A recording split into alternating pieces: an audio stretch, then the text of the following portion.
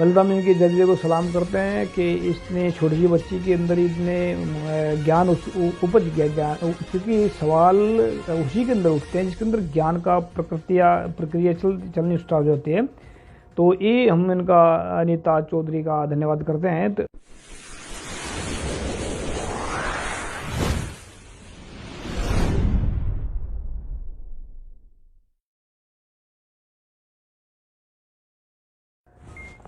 वाहिगुरु जी का खालसा वाहिगुरु जी फतेह। सत श्री अकाल, नमो बुधाय, जय निवास साथियों, अस्सलाम वालेकुम साथियों। वाइस मानवता न्यूज़ चैनल पर आप सभी का स्वागत है। मैं मेघराज सिंह अमेरिका से। साथियों, आप सभी जानते हैं कि उठाते हैं गरीबों की आवाज़, मजलूमों की आवाज़, जिनकी कोई आवाज़ नहीं उठाता उसकी वाइस मानवता उठाता है। तो साथियों, हमारा एक चैनल है, यूट्यूब चैनल है, और ये इसको जो फेसबुक पेज है दोनों को लाइक करें। तो साथियों, हमने एक आने वाले वक्त में एक किताब लिखने जा रहे हैं जिसका नाम है जात पात और नस्लवाद का कैसे होगा सर्वनाश। इसके ऊपर हमने पोस्ट डाला था। तो हमने कहा था कि कोई लड़की हमें सवाल करे, हम उसके सवालों का जवाब किताब में देना चाहते हैं। तो एक लड़की है, 11वीं की स्टूडेंट है, अनीता चौधरी उसका नाम है। तो उन्होंने कुछ सवाल भेजे हैं।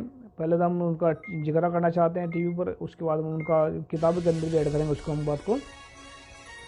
बलराम इनके जज्बे को सलाम करते हैं कि इसने छोटी सी बच्ची के अंदर इतने ज्ञान उपज गया ज्ञान, क्योंकि सवाल उसी के अंदर उठते हैं जिसके अंदर ज्ञान का प्रक्रिया चलनी स्टार्ट होती है।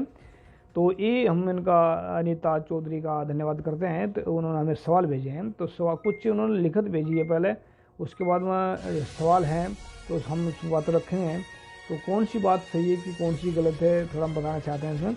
उन्होंने एक लिखत भेजा हुआ है कि हर पाप इनकी बुद्धि में हमें पूर्ण नरक, जन्म नरक, शुभ प्राप्त, शुभ अशुभ पाप, पाप चक्र, बुरी नज़र, तंत्र मंत्र, ज्योतिष, फल, जादू टोना, ग्रह नक्षत्र के छल में उलझाएंगे, ये सदा के लिए हमें प्राप्त होंगे। इनकी आने वाली पीढ़ी भी इनकी अंधविश्वास में उलझी रहेंगे। कहते हैं अगर हमें इन पर शोषण करना है, इन पर शासन करना है, तो शिक्षा, धन और संपत्ति पर अधिकार से दूर रखना होगा और इन्हीं उलझा कर धर्म कर्म के कांड से दूर रखना है। धर्म कर्म के कांड से दूर रखना नहीं है, उन्हें मतलब उलझा कर रखना है। इसमें ये है, ये लोग गोबर, पत्थर, अग्नि, चांद, तारे, सूरज, सांप भगवान मानकर कैसी पूजा में उलझते हैं। इसको मानसिक गुलामी बनाने के लिए समझा बुझाकर दंड देखकर इनको कभी इकट्ठा नहीं होने देना और इनकी शक्ति को कमज़ोर करना, उसे घृणा करना, ये पंडितों का कहना है। यानी कि ये पंडित ऐसा मानते हैं। अनीता बेटा, देखो इसमें क्या है जो आपने लिखा है, ये पंडितों की अपनी, ब्राह्मणों की अपनी एक थिंकिंग है। पहली बात तो हम ये गारंटी के साथ में कहते हैं कि जो ब्राह्मण नरक स्वर्ग की बात कर रहे हैं, जो ब्राह्मण जात पात की बात करते हैं, जो ब्राह्मण वर्ण व्यवस्था की बात करते हैं, उनको धार्मिक हम कह ही नहीं सकते। उनको कोई धर्म का कोई ज्ञान नहीं है। हमने पहले भी कई वीडियो में डाले हैं, हमने इनको चैलेंज भी किया था कि अगर आपके अंदर हिम्मत है तो हम धर्म के मसले पर विचार चर्चा करना चाहते हैं। तो कोई माई का लाल अभी तक सामने नहीं आया। जितनी भी बातें आपने लिखी हैं ये सारी की सारी बेफजूल हैं, बेबुनियाद हैं। इनके अंदर कोई दम नहीं है, कोई नरक नहीं है, कोई स्वर्ग नहीं होता, कहीं नहीं होता कुछ भी। सारा स्वर्ग भी धरती के ऊपर ही है और नरक भी धरती के ऊपर ही है। अगर हम झूठ और बेईमानी, अगर हम झूठ बोल रहे हैं, बेईमानी कर रहे हैं तो हम नरक में हैं। अगर हम सच बोल रहे हैं, ईमानदार से काम कर रहे हैं तो हम स्वर्ग में हैं। तो ये जो चांद की पूजा, सूर्य की पूजा, इनसे सिर्फ ब्राह्मणों को दक्षिणा लेना होता है कि लोगों की जेब काटनी है। तो ये सबसे पहले से जानते हैं, लोगों से मतलब दान के रूप में दक्षिणा बोलते हैं। और हमने एक पिछला एपिसोड डाला था उसमें कि दक्षिणा ब्राह्मणों के लिए शराब का काम कर रही है। तो उसमें काफ़ी लोगों ने हमें गालियाँ भी दी हैं और बहुत सारा प्यार भेजा है। तो ये जो है ना, मतलब दक्षिणा इनके लिए बहुत, इनको पता नहीं है ब्राह्मणों को दक्षिणा खा कर ये इन्होंने बहुत, इनकी मंद बुद्धि जो है, बुद्धि मंद हो गई है। इनको कोई धर्म का कोई, हम गारंटी के साथ में कहते हैं, इनको धर्म का कोई ज्ञान नहीं है, 1% भी ज्ञान नहीं है इनको धर्म का। तो आगे लिखते हैं, भारत में जातिगत भेदभाव इतना ज़्यादा है कि लोग जानवर का मूत्र पीना पसंद करते हैं, लेकिन दलित के हाथों का पानी पीना पसंद नहीं करते। देखो, एक जो अपना ये बहुत अच्छी बात लिखी है, इसमें क्या है कि दलित जो भारत के हैं, जिनको दलित बोलते हैं दरअसल क्या है कि उसको उनकी ताकत से इन लोगों को डर लगता है। थोड़ा समझना इस बात को। जिससे आदमी डरता है ना, जैसे मतलब सांप से आदमी डरता है। अब सांप को क्यों मारता है इंसान? कि सांप को इस करके मारता है कि मेरे काट ना ले, तो इसी करके वो सांप को जहाँ भी मिलेगा उसको मार देगा। ऐसे ही ब्राह्मणों को, जो दलित हैं भारत के, ये कभी राजे महाराजा हुआ करते थे भारत के, तो ये राजे महाराजे हुआ करते थे और आने वाले वक्त में बनेंगे। तो इनको क्या करा इन लोगों ने, इनके साथ में जो लड़ाई लड़ी है बचपन, मतलब ब्राह्मणों के साथ में इन्होंने बहुत लड़ाई लड़ी, जिनको दलित बोलते हैं, दलितों ने आखिरी दम तक लड़ाई लड़ी है।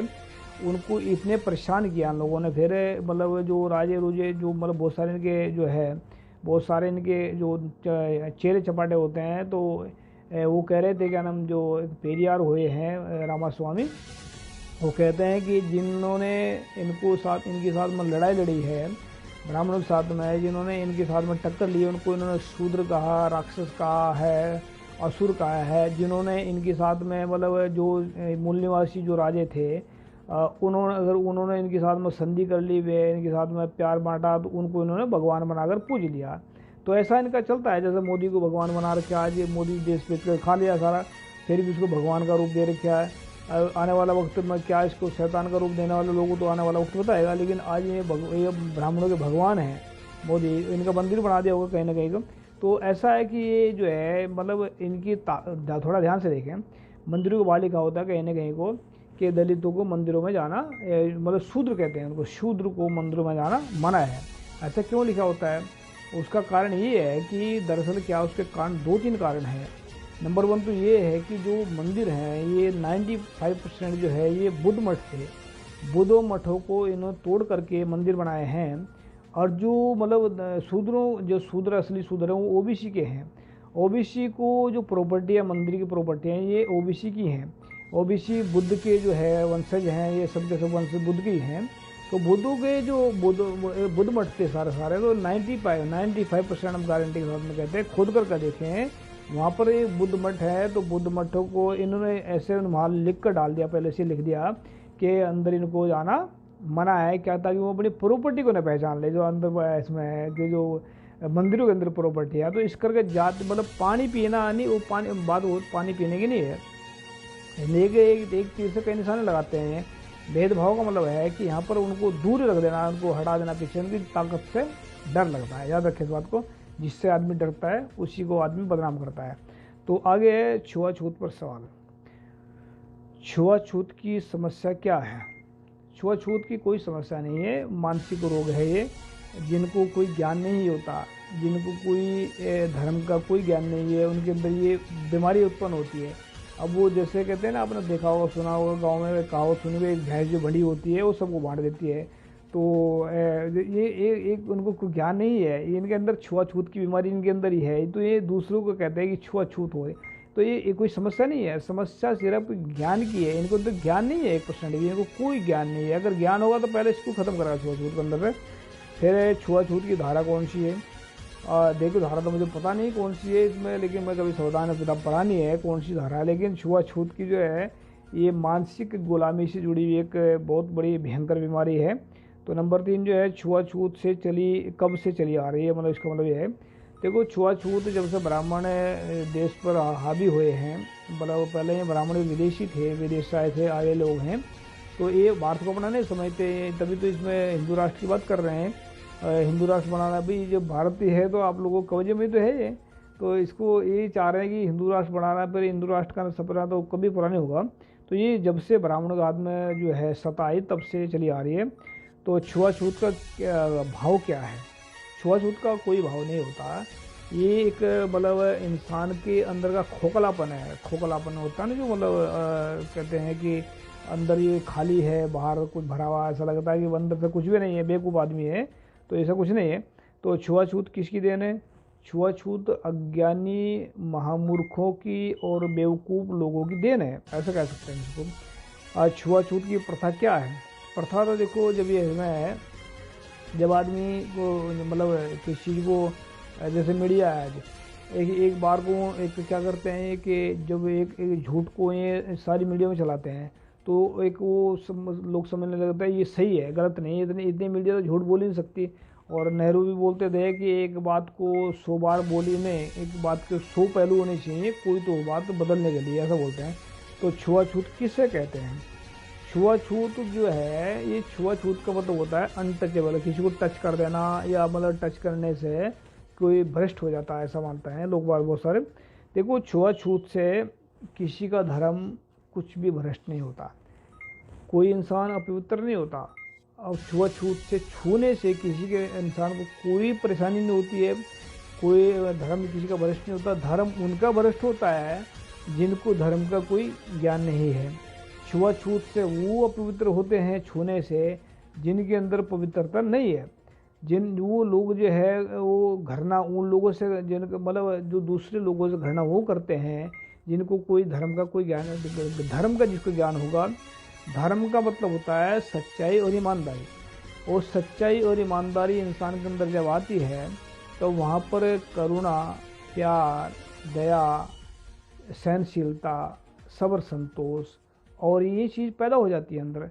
तो सवाल तो अनीता चौधरी बेटा आपने अच्छे सवाल किए। और जो है अधर्मी इंसान की पहचान क्या है? अधर्मी इंसान की पहचान है कि वो छुआछूत करेगा, जात पात के ऊपर लड़ेगा। छुआछूत की क्या पहचान है? जो इंसान दूसरों से लड़ेगा, नफरत करेगा, जात पात के ऊपर नफरत करेगा, दूसरे धर्म का विरोध करेगा। मतलब विरोध तो विचारों का विरोध करना कोई बड़ी बात नहीं है, करने चाहिए, लेकिन अगर किसी धर्म को टारगेट करना, जैसे मतलब किसी बात को नहीं तो हम भी टारगेट करते हैं, हिंदू धर्म को टारगेट करते हैं कई बार, लेकिन धर्म को नहीं टारगेट करते हैं, उनके विचार को टारगेट करते हैं। तो अधर्मी इंसान का पहचान है कि वो उसको गुस्सा आ जाना छोटी छोटी बातों पर, और दूसरों को बेवकूफ़ समझना, और दूसरों को जाति पाति में समझना, छूत समझना, मतलब किसी को कुछ समझना, ये धर्मी इंसान की पहचान है। धार्मिक इंसान कभी ऐसा नहीं करता। तो बेटा याद रखना इस बात को, छुआछूत एक मानसिक बीमारी का नाम है, ये हकीकत नहीं है। ये अज्ञानी लोगों की, महामूर्ख लोगों की, महाबेवकूफ़ लोगों की फैलाई हुई एक अज्ञान है। इसको हम ज्ञान के जरिए ख़त्म कर सकते हैं। जिसने सच को अपना लिया, जिसने सच्चाई और ईमानदार को अपना लिया, उसके अंदर छुआछूत भी खत्म हो जाएगी, अज्ञान भी खत्म हो जाएगा, उसके अंदर प्यार होगा, ईमानदारी होगी, इंसानियत होगी। तो मैं उम्मीद करता हूँ बेटा आपको ये सवाल का जवाब मिला होगा। अगर इनमें लगता है कि आपको सवालों का जवाब नहीं मिला तो सवाल और लिख कर भेजें। थैंक यू आपका जुड़ने का, आपने जो सवाल लिख कर भेजे इसके लिए आपका स्पेशल धन्यवाद। और बहुत सारे बच्चे हैं जिनके मन में कोई सवाल उठे होंगे, क्वेश्चन उठे होंगे, तो वो भी अपने वीडियो में क्वेश्चन लिख कर भेज सकते हैं, बनाकर भेज सकते हैं, वीडियो बना करके लिख कर भेज सकते हैं। अपना नाम जरूर लिखें, कहाँ से किस जगह से वो भी लिखें इसमें। तो अनीता चौधरी आपका स्पेशल धन्यवाद, आपने हमें सवाल पूछे, और आने वाले वक्त में हम ये आपके जो सवाल है किताब के अंदर ऐड करेंगे। Thank you. और वॉइस ऑफ मानवता हमेशा गरीबों के साथ में, मजलूमों के साथ में, और हमेशा सच्चे लोगों के साथ में रहता है। तो उम्मीद भी करते हैं आप सभी से कि सही काम करते रहेंगे। थैंक यू सबका। सत श्री अकाल। वाहिगुरू जी का खालसा, वाहिगुरू अस्सलाम वालेकुम, जय जवाहर।